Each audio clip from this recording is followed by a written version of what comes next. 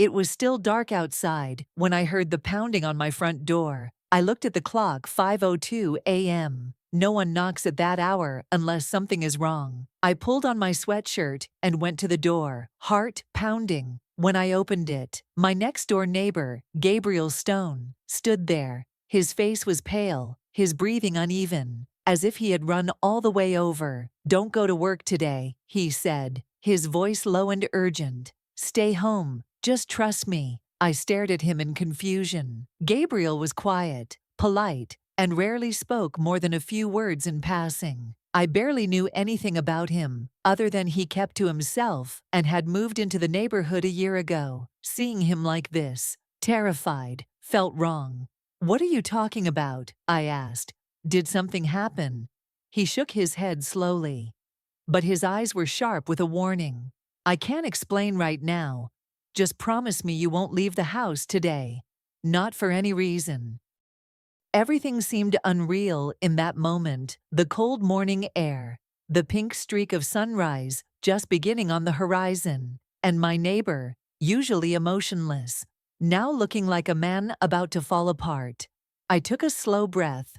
"Gabriel, you're scaring me," I said. "Why shouldn't I go?" He hesitated, then his voice dropped into a whisper. "You'll understand by noon." Before I could ask anything else, he stepped back, glanced around the neighborhood as if someone might be watching us, and walked quickly back to his house.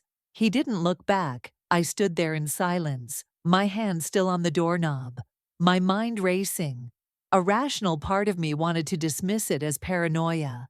Maybe he was confused. Maybe he was having some kind of breakdown. But another part of me, the part that had always trusted my instincts, told me not to ignore this. And there was one more reason I couldn't just shrug it off. 3 months ago, I lost my father. His death was sudden. Officially, it was listed as a stroke, but in the days before it happened, he kept trying to talk to me about something important he needed to show me. When I pressed him, he would only say, "It's about our family. It's time you knew." Then, before we ever had that conversation, he was gone. Since then, strange things had been happening around me. A car parked near my driveway for hours, with tinted windows, my phone ringing from blocked numbers, with no one speaking on the other end. My younger sister Sophie, who works overseas, calling to ask if I had noticed anyone new in the area. No one had said anything directly, but I had felt it. Something was moving in my life quietly, intentionally, and whatever it wasn't random. My name is Alyssa Rowan. I'm 33 years old, a financial analyst at Henning & Cole Investments, and someone who has never missed a day of work unless I was sick. I live alone in the house I inherited from my grandmother. It's a quiet, structured, predictable life. Until today, I made a choice in that moment, not out of fear but out of logic. If Gabriel was wrong, I would simply take a personal day. If he was right, I might be saving my life without even knowing it. I texted my manager, telling her I was unable to come in due to a personal emergency. Then I waited. The hours crawled by. Every noise in my house seemed louder than usual. The ticking clock in the kitchen, the hum of the refrigerator, even the wind against the window sounded like someone trying to speak through the walls. By 11:30 a.m., I started to feel foolish. Nothing had happened. Gabriel hadn't returned. Maybe I was overreacting. Then my phone rang. An unknown number. I answered, expecting maybe my manager or a spam call. Instead, I heard a calm, authoritative voice say, "Ma'am, this is Officer Taylor with the County Police Department. Are you aware of a critical incident that occurred at your workplace this morning?" My breath caught. "What incident?" The officer exhaled, his tone shifting. "There was a violent attack at your building. Several employees were injured. We have reason to believe you were present." My entire body went cold. "That's impossible. I wasn't there." Silence. Then the officer replied, "We have footage of your car arriving at 8:02 a.m. Your work ID was used to enter the building, and security reports Say you were last seen on the third floor before the attack. My knees weakened. I gripped the edge of the table to stay upright. Someone had used my identity. Someone wanted me to be there. And someone wanted the world to believe I was. If you want to know what the police told me next, and the truth my neighbor had been trying to protect me from, subscribe now and comment where you're watching from. Because what happened at noon didn't just change my life. It revealed why I was never supposed to survive this day. The officer's voice stayed calm. But there was something beneath it, urgency mixed with caution, that told me this wasn't a courtesy call. This was a call that would change everything. Ms. Rowan, the officer continued, your coworkers reported seeing you enter the building this morning. Security logs show your key card was used at 8:02 a.m. We have time-stamped footage of your vehicle pulling into the parking garage. I pressed the phone closer to my ear, my voice unsteady. That's not possible. I've been home all morning. I didn't go to work today. There was a pause. Then he asked a question that sent a chill through my body. Can anyone verify that? I looked around my empty living room. The silence felt heavy, accusatory. No, I whispered. I live alone. The officer's tone changed, becoming more formal. Ms. Rowan, at approximately 11:47 a.m. An emergency alert was triggered on the third floor of your building. A coordinated attack took place. You were reported missing from the scene. We are required to locate you for your safety and for questioning. My grip tightened on the phone. Questioning? Why would I be questioned? There was a longer pause this time, as if he was choosing his words carefully. Evidence was found in the building. Items belonging to you were recovered near the scene of the incident. My mind went blank. Items belonging to me. That's when I remembered Gabriel. His pale face, his shaking hands. Don't go to work today. Someone had been planning this, and I had been part of that plan, either as a victim or as the person to blame. I'm telling you, I wasn't there, I said, trying to remain calm. Someone must have cloned my key card. Then a sudden thought hit me so hard I could barely speak. My car. Did you see who got out of the car in that footage? The officer responded quietly. The footage is corrupted. We don't see the face, only the vehicle entering with your plates clearly visible. My pulse quickened. Whoever did this had access to my car or an identical vehicle. My identity hadn't just been stolen, it had been replaced. I glanced out the window, my heart racing. Was I being watched? Was someone waiting for me to panic and make the wrong move? Before I could ask more questions, the officer said, units will be arriving at your address shortly. Please do not leave the premises. My instincts went into overdrive. If Gabriel told me not to go to work and someone impersonated me, then the police showing up might not be for my safety. They might be coming to take me. As soon as the call ended, I closed all the blinds and locked every door. My breathing was shallow. My mind raced back to every strange moment over the past few weeks. A man in a suit watching me from his car down the street. Emails from unknown senders asking if I would be in the office on Tuesday. The sense that someone had gone through my belongings when I wasn't home. It wasn't paranoia. It had been preparation. Suddenly, there was a knock at my door, sharp, controlled, not hesitant like a concerned neighbor, and not frantic like someone in danger. It was deliberate. I held my breath and stayed silent. Another knock, then a voice. Alyssa, it's Gabriel. Open the door. We need to talk. My chest tightened. I moved slowly toward the door, but didn't open it.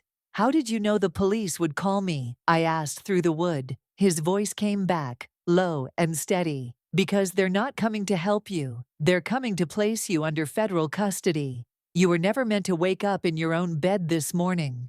My head spun. What are you talking about? They staged the incident to eliminate everyone in that building, he said.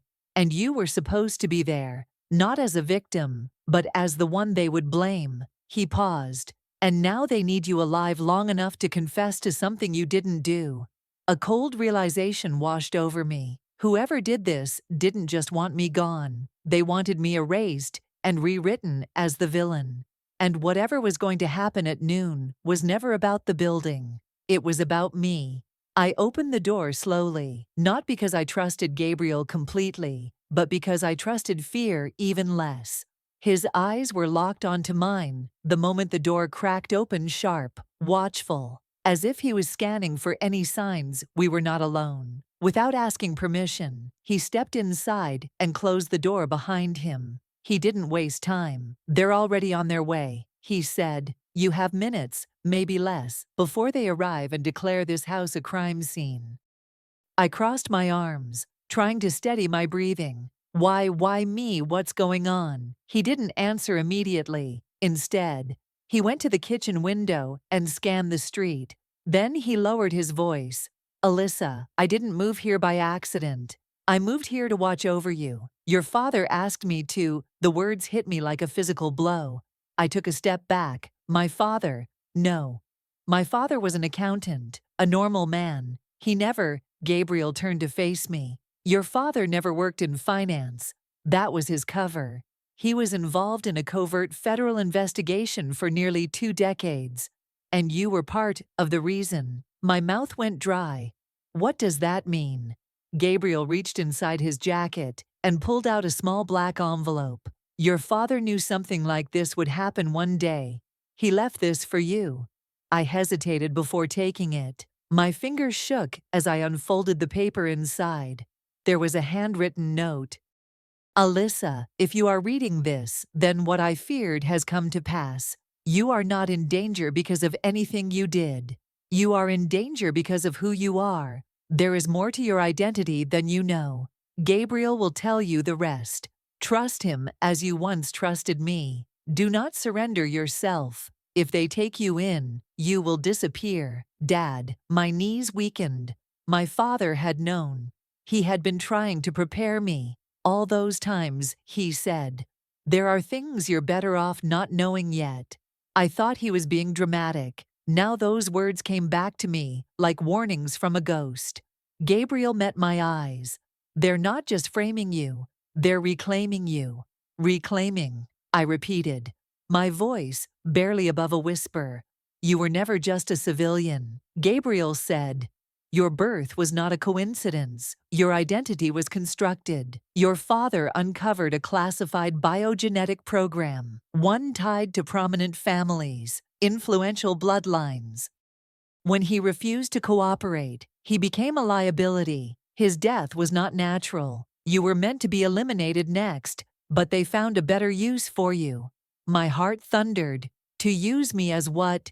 He took a step closer. "As a scapegoat." They needed a narrative that would justify the next phase of their plan. A false flag event, a manufactured tragedy with you as the face of it.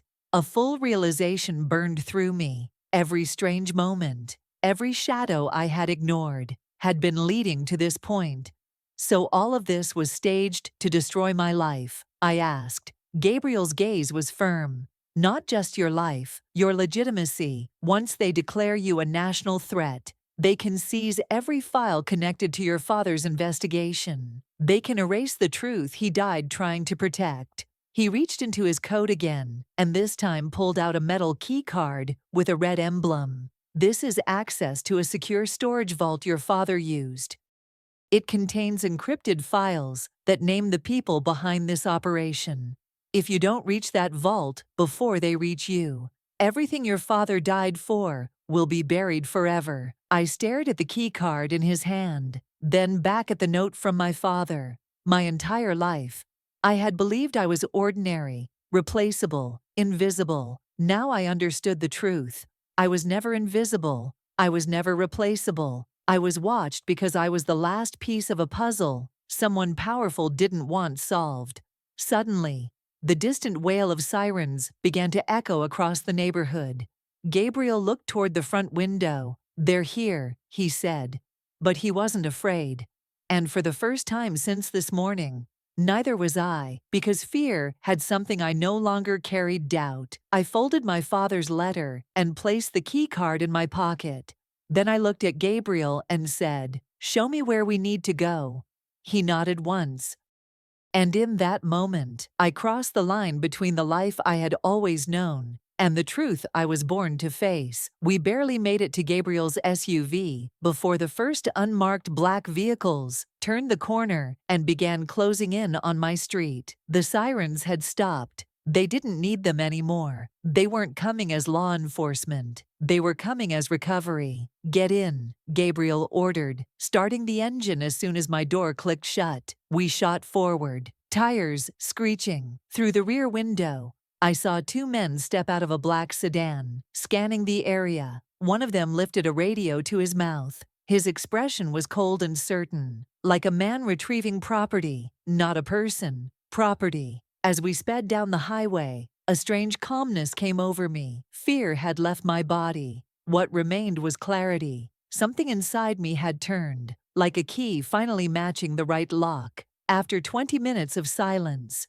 Gabriel spoke. "There's something you need to see before we reach the vault. Once you see it, you'll understand why they've been watching you your whole life." He reached into his jacket and handed me a tablet.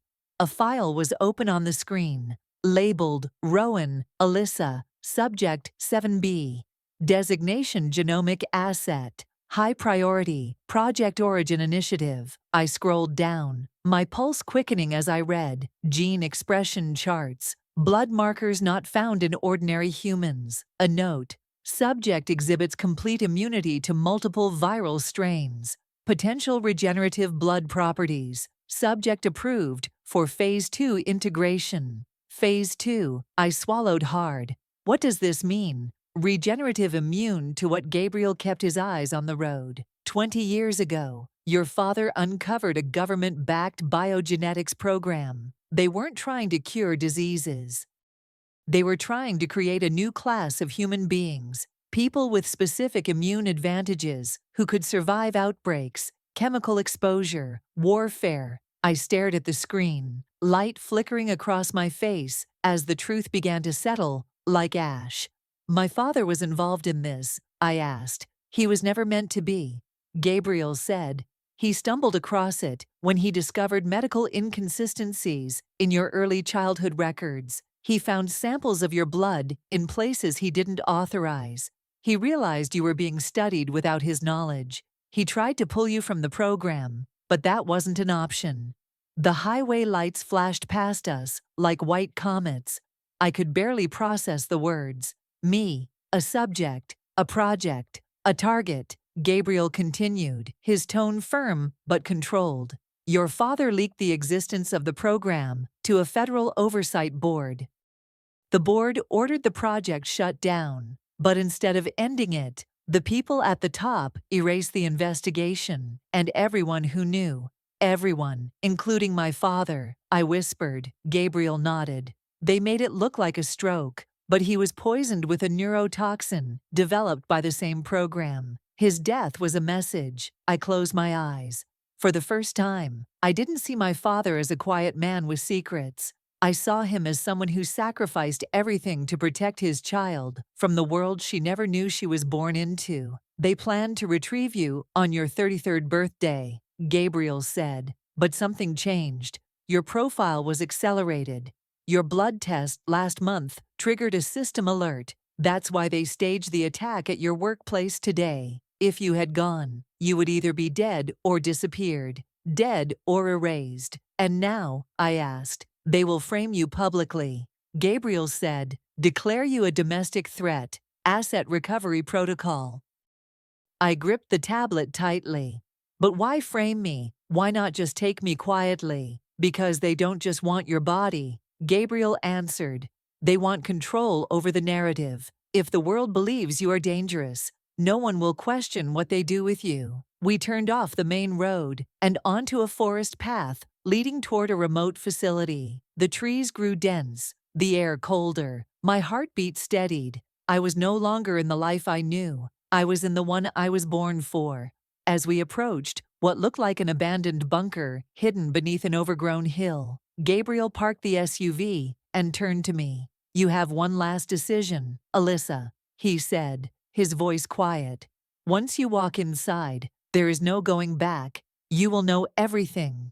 Your father died to protect the truth about what you are, and once you know it, they will never stop hunting you.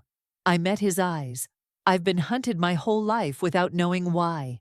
I said, it's time I found out what's inside me that they're so desperate to control.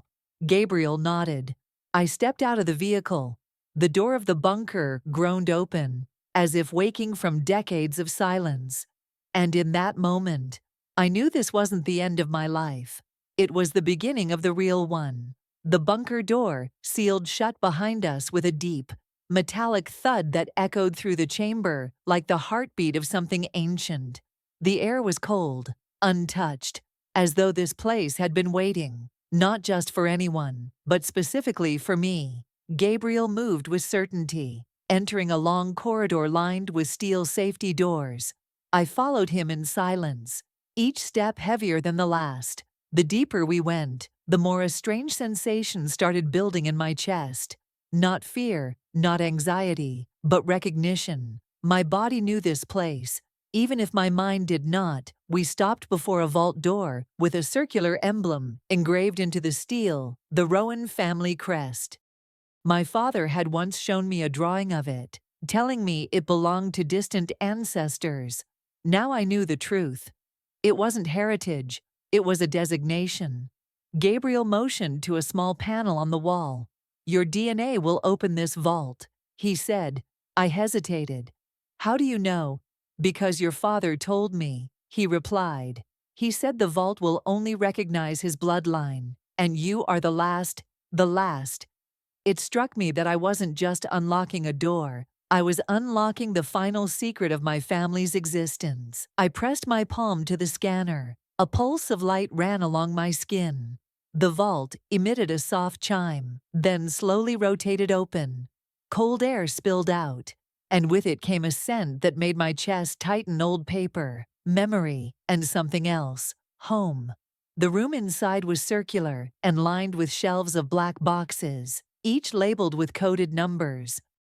At the center was a glass pedestal, and on that pedestal, sealed inside a protective casing, was a single leather-bound journal, my father's journal. Hands trembling, I lifted the casing and opened it to a bookmarked page.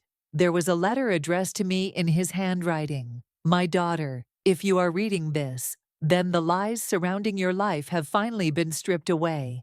But what I need you to know above all else is this: you were never an accident. You were never property. You were the first successful proof that human immunity can evolve naturally. They did not create you.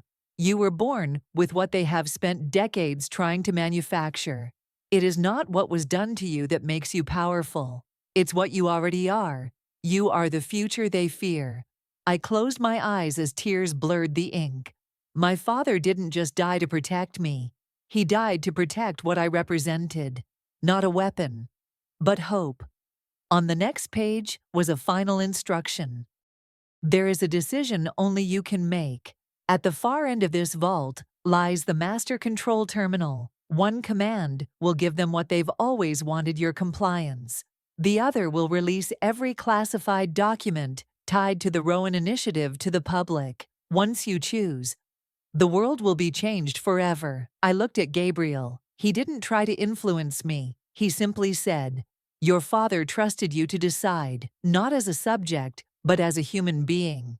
My legs felt heavy as I approached the control terminal.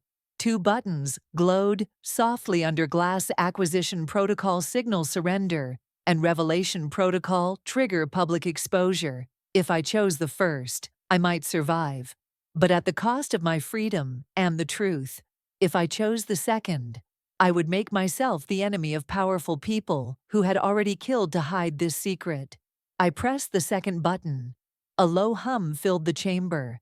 A countdown appeared on the screen. Data began flooding onto secure channels, preset by my father. Evidence, names, financial trails, all streaming to global media outlets. Encrypted, but traceable. There was no turning back. Gabriel exhaled. It's done. You just changed the world. Suddenly, alarms blared. They had found us. Our time was up. But I was no longer afraid. For the first time in my life, I wasn't hiding behind what I thought was safety. I was standing in the light of truth. "We have to leave now," Gabriel said urgently. As we rushed toward the exit tunnel, my father's last words echoed in my mind. "You were not born to be controlled. You were born to reveal what control really is." We emerged into the cold night. Helicopters thundered above. Searchlights cut through the trees.